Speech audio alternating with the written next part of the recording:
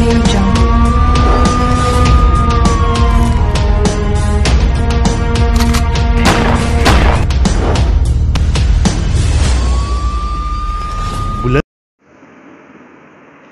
दर्शकगण, जैसा कि आप जानते हैं कि समाजवादी पार्टी उत्तर प्रदेश में लगातार जो है आंदोलित है अलग अलग विषयों को लेके, चाहे वो किसान बिल हो, चाहे अभी हाल ही में हाथरस में जो घटना घटी है बिटिया के साथ में, दलित बिटिया के साथ में, उसको लेके समाजवादी पार्टी बहुत ही ज्यादा आप देख रहे हैं कि पूरे प्रदेश में आंदोलित है। आइए हमारे बीच जो है राष्ट्र संघ की समाजवादी पार्टी की राष्ट्रीय उपाध्यक्षा हैं पूजा शुक्ला जी, जो कल उनके ऊपर जो है बहुत ब्रूटलिटी हुई, पुलिस ने उनके ऊपर जो है लाठियां भाजी हैं, यहाँ तक कि उनके पैर जो है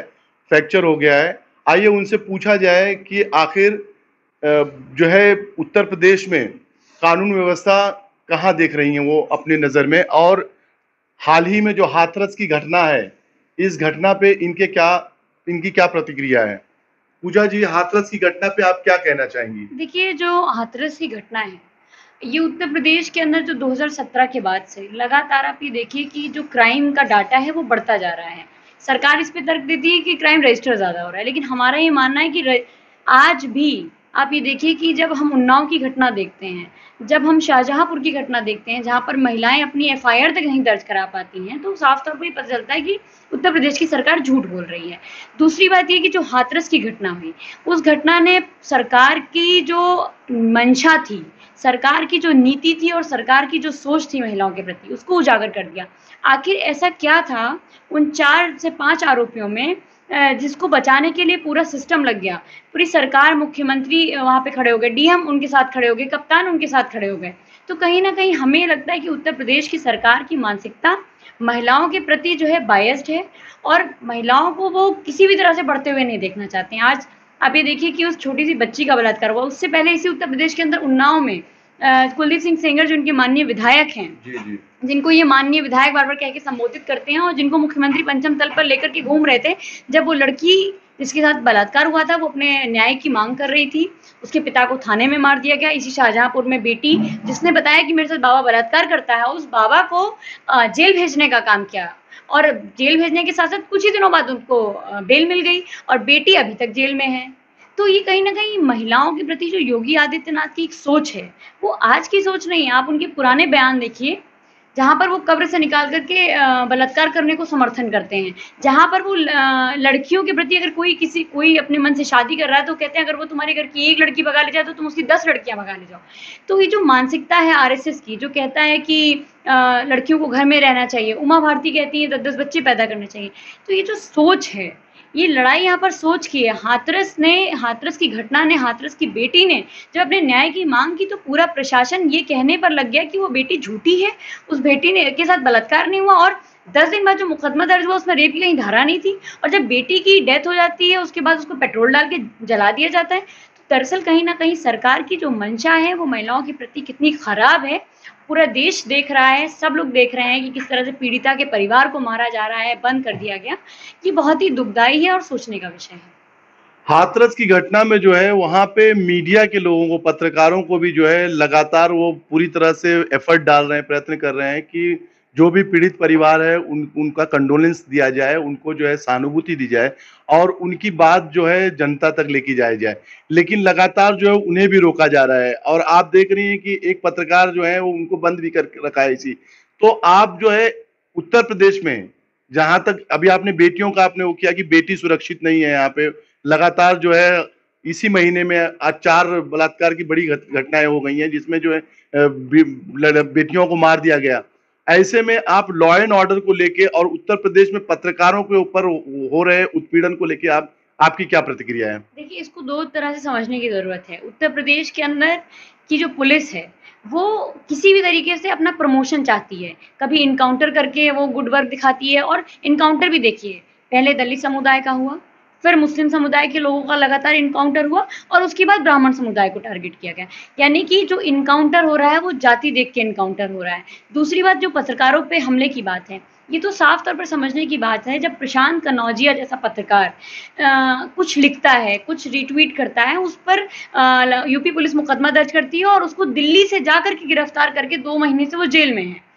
दूसरी बात ये कि ये जो घटना हुई उसने साफ तौर पर दिखा दिया कि मीडिया जब तक सरकार के पक्ष में चीजें दिखाएगा, मीडिया जब तक मुख्य मुद्दों को जनता से दूर रखेगा, तब तक सरकार आपके साथ है, आपको रिपोर्टिंग करने का मौका देगी, आपके ऊपर कोई मुकदमा नहीं दर्ज होगा। लेकिन जैसे ही मीडिया जनता की बात करेगी, जैसे ही मीडिया जो बलात्कार हुआ है, जिन बलात्कारियों को बचाया जा रहा है, जब सबूत मिटाए जा रहे हैं, उस बात को जनता के बीच में ले जाएगी, तो वही दमन मीडिया को सहना पड़ेगा जो आम जनता सह रही है। वही लाठियां मीडिया को पड़ रही हैं जो कल तक आंदोलनकारियों को पड़ रही थी। वही जेल की सलाखों के पीछे मीडिया को भेजा जा रहा है, उनसे बदतमीजी की जा रही है जो कल तक आम जनमानस के साथ हो रहा था। और कहीं ना कहीं हाथरस की घटना में जिस तरह से मीडिया ने जनता के बीच में जो माँ बाप का दर्द था उसको साझा करना चाहा, और उसके बाद जो मीडिया के साथ बदतमीजी की गई, ये अपने आप में बहुत निंदनीय है। और साफ तौर पर कहने का ये है कि सरकार ये चाहती है कि आप सिर्फ उसकी राग दरबारी करिए, उसके गुणगान में कहिए, उसके गुणगान की बातें करिए, उसकी योजनाओं को भी, जो फर्जी योजनाएं हैं उनको भी अच्छा दिखाने का काम करिए, तब तक तो मीडिया बहुत अच्छी है। अगर मीडिया जनता की बात करेगी तो उसके साथ भी वही व्यवहार होगा जो आम जनता के साथ उत्तर प्रदेश के अंदर हो रहा है। भारतीय जनता पार्टी के शीर्ष नेता, जो बड़े नेता हैं, चाहे वो प्रधानमंत्री जो है नरेंद्र मोदी जी हों या राष्ट्रपति जी हो, इस विषय को लेके पूरी तरह से मौन है। इसमें आपकी क्या प्रतिक्रिया है? ये तो बहुत सोचने का विषय है कि राष्ट्रपति जी जब राष्ट्रपति बनाया गया, हालांकि राष्ट्रपति पूरे देश के हैं, वो प्रथम नागरिक हैं, हम सब उनका सम्मान करते हैं, लेकिन भारतीय जनता पार्टी ने जिस तरह से दलित प्रोपेगेंडा करके उनको भुनाया कि दलित समुदाय से हमने बनाया, दलित समुदाय से बनाया, तो कहीं ना कहीं इस देश के हर उस नागरिक की जो थोड़ा भी संवेदनशील है, उसकी जिम्मेदारी है कि देश के अंदर जब इतनी निंदनीय घटना हुई, इतनी घृणित घटना एक बेटी के साथ हुई कि बोलने पर उसकी जुबान काट दी गई, कि वो बलात्कारियों का नाम ना ले सके, उसकी रीढ़ की हड्डियों को तोड़ दिया गया, उसको मतलब उसको जिंदा ही मार दिया इन्होंने। पूरे सिस्टम ने उसके बलात्कार को नकार दिया और उसके बाद मरने के बाद भी उसकी लाश को पेट्रोल डाल करके जला दिया। इस पर राष्ट्रपति का ना बोलना, और वह स्वयं जिस समुदाय से आते हैं, वो दलित समुदाय से आते हैं, उनको तो और बढ़ चढ़कर इस पर बोलना चाहिए था, और बोलना ही नहीं चाहिए था। उनके पास तो पूरी पावर है कि उस बेटी को वो न्याय दिला सकते हैं। वो चाहते तो नरेंद्र मोदी जी से बात करके या योगी आदित्यनाथ से सीधे इंस्ट्रक्शन दे करके वो न्याय दिला सकते थे, उन्होंने नहीं दिलाया। इसी उत्तर प्रदेश के अंदर एक महिला राज्यपाल हैं, आनंदीबेन पटेल, उनका अभी तक कोई भी स्टेटमेंट नहीं आया है। मतलब सोचने का विषय है कि इस उत्तर प्रदेश के अंदर जो लोग दलित बोल करके वोट लेते हैं, और जब दलित समुदाय के साथ इतनी बड़ी घृणित घटना हुई है तो उस पर वो बोलते नहीं है, उस पर वो एक शब्द नहीं बोलना चाहते हैं। सिर्फ और सिर्फ वोट बैंक की राजनीति करती है भारतीय जनता पार्टी, और ये सारी जनता जान चुकी है। उत्तर प्रदेश के मुख्यमंत्री ने जो है आनन फानन में एसआईटी टीम गठित करके इस पूरे विषय के ऊपर एसआईटी टीम को सौंप दिया है कि आप इसकी जो है रिपोर्ट जल्द से जल्द 7 दिवसों में सबमिट करें। ऐसे में आप, क्योंकि आपका यहाँ प्रादेशिक सबसे बड़ा पक्ष है समाजवादी पार्टी और विरोधी पक्ष कांग्रेस लगातार आंदोलित है। ऐसे में जब आप लोगों को मिलने नहीं दिया जा रहा पीड़िता से के घर वालों से, उसमें आप लोग लगातार मिलने का प्रयास कर रहे हैं और आप अपनी जो है सहानुभूति अपने पक्ष के जरिए उस पीड़िता को दे रही हैं। आपको रोका जा रहा है, फिर भी आप लोग आंदोलित है। तो कब तक आप लोग ऐसे जो है आंदोलन करेंगी जब आपके ऊपर लाठियां पुलिस बरसा रही है, आप लोगों को मिलने नहीं दिया जा रहा है, आप लोगों को न्याय के प्रति जो है दूर रखा जा रहा है कि न्याय आप ना मांगे, हम दिलवा देंगे, मुख्यमंत्री जी कह रहे हैं। तो इस पे ऐसी इसमें परिस्थिति में आप लोग अपने आप को कहाँ देखती हैं? देखिए, मुख्यमंत्री जी ये भूल गए हैं कि जिस कुर्सी पे वो बैठे हैं वो किसी एक की कुर्सी नहीं है, कुर्सी वही रहेगी, लोग आते जाते रहते हैं। मुख्यमंत्री जी को इस बात को समझना होगा। दूसरी बात ये कि हर वो व्यक्ति, चाहे वो विपक्ष में हो या ना हो, अगर वो संवेदनशील है, अगर वो महिलाओं का सम्मान करता है, अगर वो ये मानता है कि इस देश के अंदर नारियों की पूजा होती है जहां पर उनको देवी का स्थान दिया जाता है,